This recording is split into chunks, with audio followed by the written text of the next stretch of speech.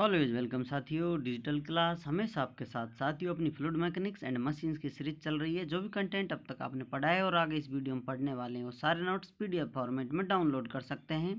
जैसा कि अपनी strength of materials series complete हो चुकी है, सारे नोट्स आपको पीडीएफ फॉर्मेट में अवेलेबल हैं। नोट्सों का इस्तेमाल आप बेसिक से लेकर गेट लेवल एग्जामिनेशन तक कर सकते हैं। इससे पिछली वीडियो में साथियों हमने जाना था why the diverging section is longer for a venturimeter. Venturimeter का जो ये सेक्शन होता है, डाइवर्जिंग सेक्शन क्यों लंबा बनाया जाता है साथियों। इसमें फेवरल प्रेशर ग्रेडियंट देखा था, एडवर्स प्रेशर ग्रेडियंट ये सब जान लिया था साथियों। और इसके बारे में जो कुछ पढ़ा था वो नोट्सों के रूप में यहाँ पर लिखा हुआ था। ये सब हम डिटेल स्टडी कर चुके हैं पिछली वीडियो में।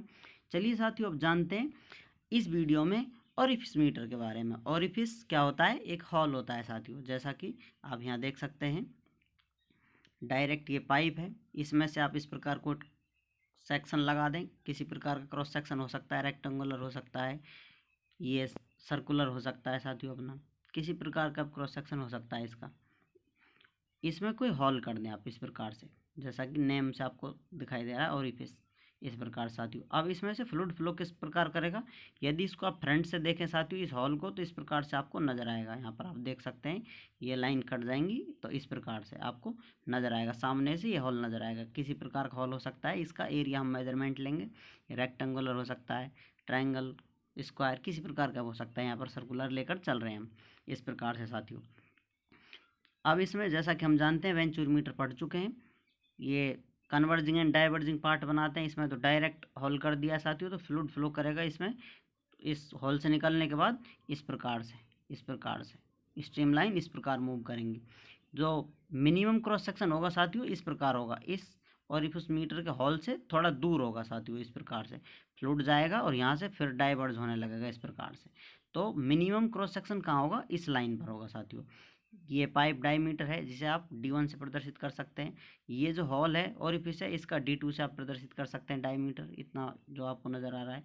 और जो ये मिनिमम है साथियों, इसे कॉन्ट्रैक्शन या फिर आप इस प्रकार D3 से डायमीटर से एक्सप्रेस कर सकते हैं, या आप D3 लिख सकते हैं या डायमीटर DC से एक्सप्रेस कर सकते हैं।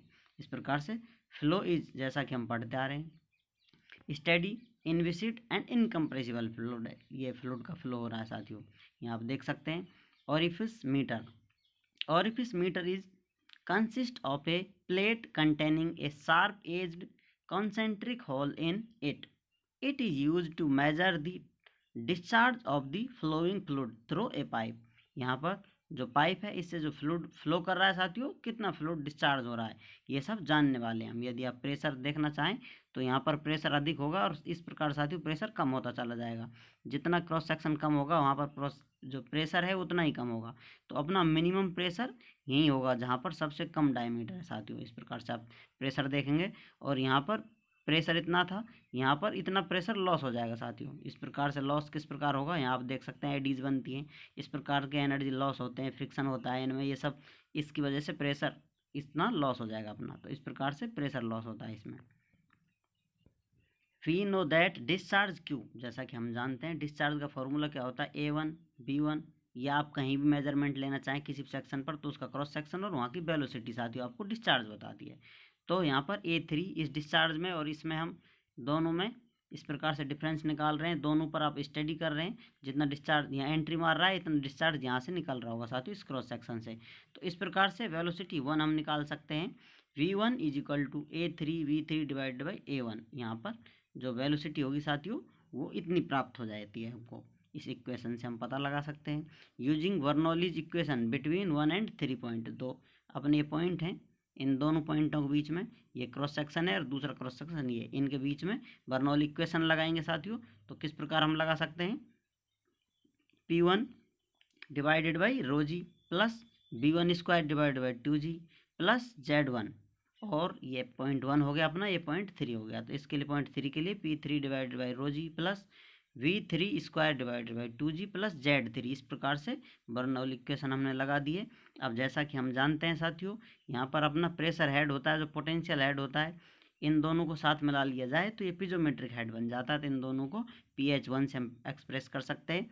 तो इस इक्वेशन को हम इस प्रकार लिख सकते हैं साथियों, यहाँ पर लिखा हुआ है, और इस इक्वेशन को इस प्रकार लिखें या इस प्रकार लिख सकते हैं, PH1 प्लस B1 square divided by 2G is equal to इन दोनों को एक साथ लिख देंगे PS3। तो यहाँ हमें इक्वेशन मिलेगी साथियों PS3 प्लस B3 square divided by 2G equation मिल जाएगी साथियों। इसी को हम आगे अपडेट कर सकते हैं आप चाहें तो साथियों। यहाँ पर इसको इधर ले जाएंगे तो माइनस हो जाएगा, इसको इधर लेकर आएंगे तो ये माइनस हो जाता है। तो इस प्रकार हम लिख सकते हैं V3 square minus V1 square divided by 2G, दोनों के नीचे 2G है साथियों। तो इस प्रकार इसको इसके बराबर लिख सकते हैं HP1 माइनस HP3। इस प्रकार इस इक्वेशन को हम अपडेट कर सकते हैं। आप चाहें तो साथियों इसे और इस प्रकार अपडेट कर सकते हैं।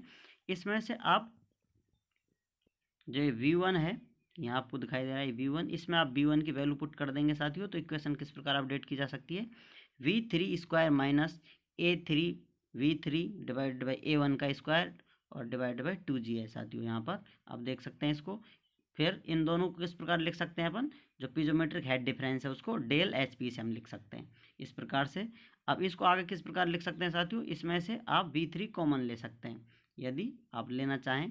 इन दोनों में V3 है साथियों, तो इसमें से V3 स्क्वायर कॉमन ले सकते हैं, दोनों में स्क्वायर है। तो इस प्रकार हमें इक्वेशन प्राप्त होती है ये V3 स्क्वायर ब्रैकेट में 1 माइनस, फिर अलग से ब्रैकेट लगा लीजिए इसके लिए A3 डिवाइड बाई A1, ये दोनों पर स्क्वायर है साथियों। इस प्रकार से आप लगा सकते हैं, या A3 स्क्वायर कर सकते हैं डिवाइड बाई A1 स्क्वायर कर सकते हैं। और नीचे 2G चल ही रहा है साथियों, तो इस प्रकार 2G लिख दिया है यहाँ पर।